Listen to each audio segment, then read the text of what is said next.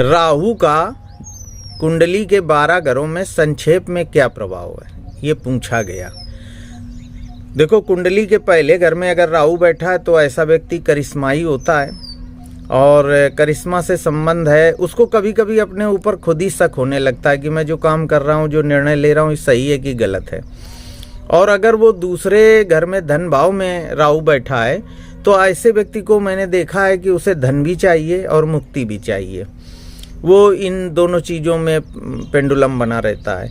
और अगर तीसरे घर में, पराक्रम के घर में राहु बैठा है तो ऐसा व्यक्ति मैंने देखा है कि समाज में सुर्खियों में बना रहता है, उसकी चर्चा बहुत रहती है। वो सफलता की, असफलता की, ये और ग्रहों पर निर्भर है, लेकिन उसकी चर्चा होती है। और अगर चौथे घर में सुख भाव में बैठा है राहु तो ऐसा व्यक्ति बेचैन रहता है और सोचता बहुत है और अपनी बातों को बड़ा छुपाएगा, गुप्त रखेगा। आप बहुत बार उसके साथ संबंध निभाने में आपको बड़ी कभी कभी दिक्कत होने लगेगी। और अगर पंचम घर में तो बहुत अच्छा है।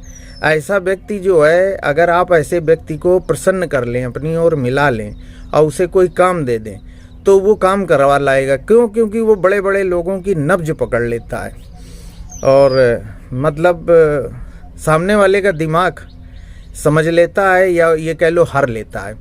और अगर छठे भाव में, मतलब रोग ऋण शत्रु का छठे भाव में अगर राहु बैठा है तो ऐसे व्यक्ति से झगड़ा न करना, क्योंकि ऐसे व्यक्ति का दुश्मन झगड़ा करने के बाद रात भर सो नहीं पाता है।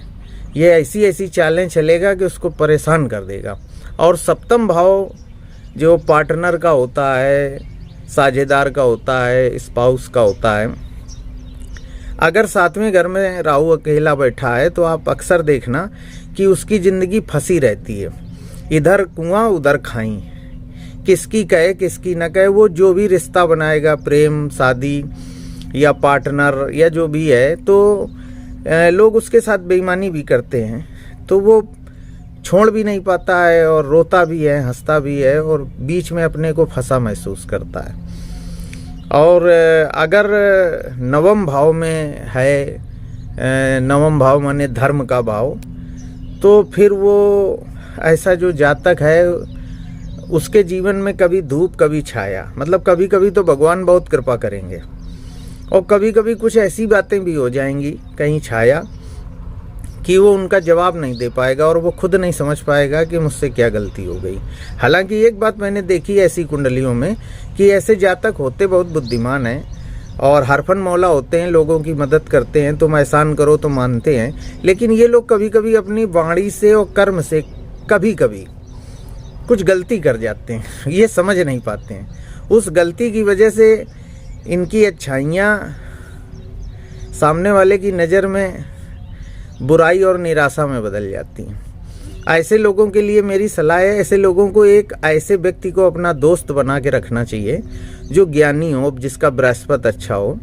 तो कभी कभी इन्हें सलाह लेनी चाहिए और हमेशा याद रखें, सलाह अगर गलत आदमी से ले ली तो भी आप फंस जाओगे, क्योंकि वो गलत सलाह देगा।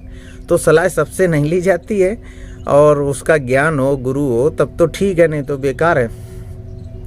अच्छा, कर्म भाव दसम, कर्म भाव दसम में अगर राहु है तो मैंने ऐसी कुंडलियों में देखा कि ऐसे जो जातक होते हैं, ऐसे जो लोग होते हैं, ये मतलब परफेक्ट समय आएगा तब हम ऐसा करेंगे, और वो परफेक्ट समय कभी आता नहीं। और इस चक्कर में ये जो मिल रहा है उसको भी खो देते हैं।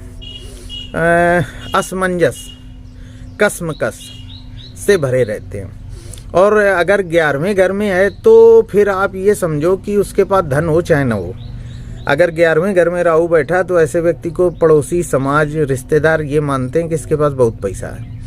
उसका जो लाइफ स्टाइल होता है, आत्मविश्वास होता है, वो बहुत अच्छा होता है। तो भले कुछ ना हो लेकिन लोग उसे बहुत धनवान समझते हैं और ये भी एक अच्छी बात है। हालांकि इसमें एक चीज़ है कि कभी कोई तुमसे मांगने लगेगा और तुम्हारे पास है नहीं, जब मना करोगे तो उसे बुरा लगेगा। तो अपना तालमेल बनाइए। और 12वें घर में, आखिरी 12वें घर में अगर राहु अकेला बैठा है, देखो दूसरा ग्रह बैठा तो चीज़ें बदल जाएंगी। और अगर कोई शुभ ग्रह जैसे बृहस्पति, शुक्र देख रहा तो चीज़ें कुछ बदल सकती हैं। हम एक सामान्य विवेचन कर रहे हैं। अगर अकेला राहु है तो अगर 12वें घर में अकेला राहु बैठा है तो फिर आप ये समझ लो कि ऊंची दुकान फीके पकवान। ऐसा व्यक्ति दुकान खोलेगा, बिजनेस करेगा, नौकरी करेगा या धार्मिक संत बन जाए, कुछ भी है वो और ग्रहों से देखा जाएगा ना, तो इसके पास होगा कुछ नहीं, ना ज्ञान होगा, ना कोई कला होगी, ना पराक्रम होगा, लेकिन ये बातें इतनी बढ़िया सजाएगा अपनी दुकान को। अगर संत है, प्रवचन करता है, तो इतनी अच्छी दुकान सजाएगा कि आप उसकी दुकान देख के फंस जाओगे, लेकिन अंदर से ये खोखला होगा, ना कोई ज्ञान होगा, ना कुछ होगा। संक्षेप में ऊंची दुकान फीके पकवान। तो ये तो मैंने संक्षेप में बताया है, व्यक्तिगत किसी की कुंडली देखकर ही बताया जा सकता है। अपने कमेंट्स में हमें बताएं आपको कैसा लगा, और व्हाट्सएप ही करें, फ़ोन ना करें। और कुंडली का कोई विश्लेषण है तो समय लेकर ही आप करवाएं, अचानक नहीं, क्योंकि मैं साधनाएं पूजा पाठ बहुत करता हूं तो हर समय सबसे मिलता नहीं।